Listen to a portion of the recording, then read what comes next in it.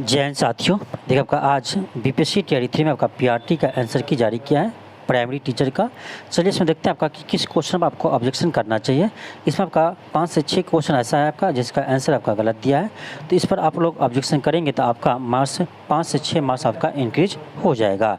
तो चलिए हम देखते हैं कि किन क्वेश्चन पर आपको ऑब्जेक्शन करना चाहिए, इसका प्रूफ भी आपको दिखाएंगे। ठीक है, क्वेश्चन जैसे आपका ये है, पहला क्वेश्चन आपका ये है कि कांग्रेस समाजवादी दल की स्थापना कब हुई थी। इसका आंसर आपका बीपीएससी ने ऑप्शन ई दिया है, ठीक है, लेकिन इसका आंसर होना चाहिए आपका ऑप्शन नंबर सी, मई 1934। चलिए आपको इसका प्रूफ दिखाते हैं। ठीक है, अब देखिए यहाँ पर आप देख सकते हैं कि कांग्रेस सोशलिस्ट पार्टी समाजवादियों का सम्मेलन आचार्य देवी की अध्यक्षता में 17 मई 1934 को, यहाँ देखिए क्या लिखा है, 17 मई 1934 को बॉम्बे में हुआ था। यहाँ पर आचार्य नरेंद्र देव, जयप्रकाश नारायण, मीनू मासानी, अशोक मेहता के प्रयत्नों से कांग्रेस सोशलिस्ट पार्टी यानी कांग्रेस समाजवादी पार्टी का गठन किया गया था। तो यहाँ साफ साफ लिखा गया है कि 17 मई 1934 को कांग्रेस सोशलिस्ट पार्टी यानी समाजवादी पार्टी का गठन किया गया था। तो इसका आंसर होना चाहिए आपका क्या, तो ऑप्शन नंबर सी होना चाहिए, मई 1934, जबकि आंसर इसका बीपीएससी दिया है आपका ऑप्शन ई दिया है, इनमें से कोई नहीं। तो इस पर आप ऑब्जेक्शन जरूर कीजिएगा, आपका 1 मार्क यहाँ से आपका इंक्रीज होगा यदि आप यानी मई 1934 से मारकर आए होंगे तो। ठीक है, तो ये आपका 100% गलत आंसर की इसका दिया है। अगला प्रश्न दिखाते हैं आपको कौन सा है। ठीक है, अगला प्रश्न आपका ये है कि भारत के नए संसद भवन में सांसदों के निलंबन का रिकॉर्ड निम्नलिखित में से कौन सा है। देखिए डीएमके के आपका 16 सांसद निलंबित नहीं हुआ था, इसका आपका यानी डीएमके का 21 सांसद निलंबित हुआ था, और टीएमसी का 13 नहीं हुआ था, टीएमसी का आपका 20 सांसद निलंबित हुआ था, जबकि कांग्रेस का 41 नहीं 59 सांसद निलंबित हुआ था। तो आपका न तो ए सही है, न बी सही है, न सी सही है, तो इसका आंसर आपको होना चाहिए ऑप्शन ई, जबकि इसका आंसर आपका बीपीएससी दे दिया है, इसका आंसर बीपीएससी दिया आपका ऑप्शन नंबर डी दिया है, 1 से अधिक। ठीक है, तो इसका आंसर आपका ऑप्शन डी नहीं होगा, ऑप्शन ई होना चाहिए। तो इसको भी ऑब्जेक्शन कीजिएगा। आपको देखिए इसको हम पहले भी आपको बताए थे जब आपको डिस्कशन करवाए थे। तो देखिए 146 सांसद को एक बार निलंबित किया था, उसमें से आपका 100 सांसद आपका लोकसभा से और आपका 46 सांसद था आपका राज्यसभा से, जिसमें आपको बताया था कि डीएमके का 21, टीएमसी का 20 और कांग्रेस का 59 सांसद इसमें शामिल था। तो इसके अनुसार से इसका आंसर आपका ऑप्शन ई बनता है। ठीक है, ऑप्शन ई बनता है इसका आंसर। ठीक है, क्योंकि ए बी सी तीनों आपका गलत है, लेकिन बीपीएससी इसका आंसर आपका ऑप्शन डी दे रहा है, तो आप इस पर ऑब्जेक्शन जरूर कीजिए, आपका यहाँ से मार्क बढ़ सकता है। ठीक है, 1 नंबर यहाँ से आपका बढ़ सकता है। फिर आपका ये 2 क्वेश्चन हो गया। अगला प्रश्न आपका ये है, क्वेश्चन आपका ये है कि निम्न में से बिहार में सबसे पुरानी नदी घाटी परियोजना कौन सी है। ठीक है, इसका आंसर होना चाहिए आपका ऑप्शन बी, सोन नदी घाटी परियोजना। ठीक है, लेकिन आंसर दे रहा है आपका दामोदर नदी घाटी परियोजना। दामोदर नदी घाटी परियोजना को मानते यदि आपका अभी झारखंड आपका यदि बिहार में शामिल होता। ठीक है, अब देखिए ये ठीक है, आपका सोन नदी घाटी परियोजना से पहले आपका दामोदर नदी घाटी परियोजना बना है। ठीक है, लेकिन ये अभी इसका कोई भी पार्ट आपका बिहार में नहीं है, जबकि आपका सोन नदी घाटी परियोजना का आपका ये बिहार का है, तो हम बी ही मानकर उसको चलेंगे। ठीक है, तो इस पर भी आप ऑब्जेक्शन कर सकते हैं। अब चलिए इसको देख लेते हैं कुछ। ठीक है, इसका कुछ डिस्कशन देखते। देखिए सोन नदी घाटी परियोजना दिया गया है, कहा बिहार का सबसे प्राचीनतम सोन नदी घाटी परियोजना का निर्माण सोन नदी पर 1873 से 74 ईस्वी में हुआ था। ठीक है, डिहरी नामक स्थान पर हुआ था।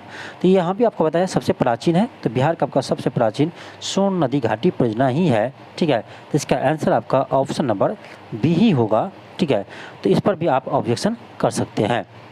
फिर आपका अगला प्रश्न है, देखिए अगला प्रश्न आपका है कि निम्न में से किस फसल को नदी में नहीं उगाया जा सकता है।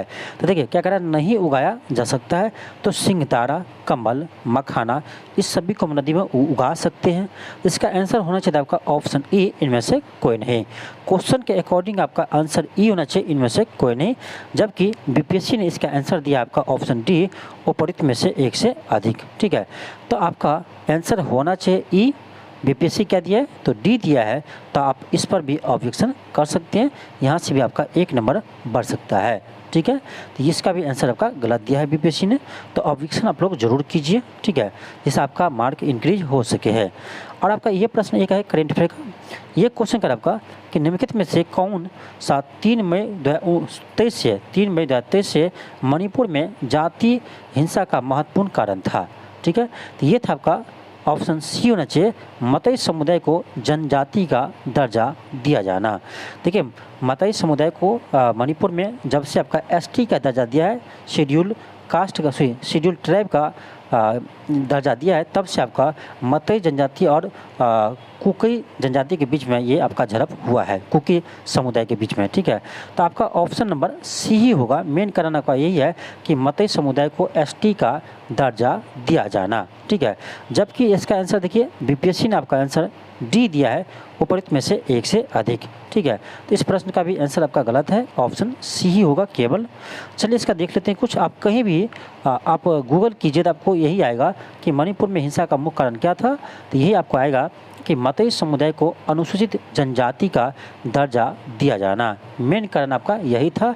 इसी कारण से मताई समुदाय और कुकी समुदाय के बीच यह झड़प हुआ था, क्योंकि कुकी समुदाय को पहले से ही आपका ये एसटी में शामिल है, अनुसूचित जनजाति है, और अभी आपका मताई समुदाय को भी अनुसूचित जनजाति बना दिया, इसलिए दोनों के बीच में झड़प हुआ था। तो मेन कारण था आपका मताई समुदाय को एसटी का दर्जा दिया जाना। तो इसका आंसर आपका ऑप्शन नंबर सी ही होगा केवल। ठीक है, इसका आंसर आपका ऑप्शन नंबर सी ही होगा केवल। ठीक है, तो इस पर भी आप ऑब्जेक्शन कीजिए, जरूर कीजिए, आपका मार्क्स जरूर बढ़ेंगे। फिर आपका अगला प्रश्न है, अगला प्रश्न आपका ये है, ये तो आपको हम पहले करवा दिए हैं।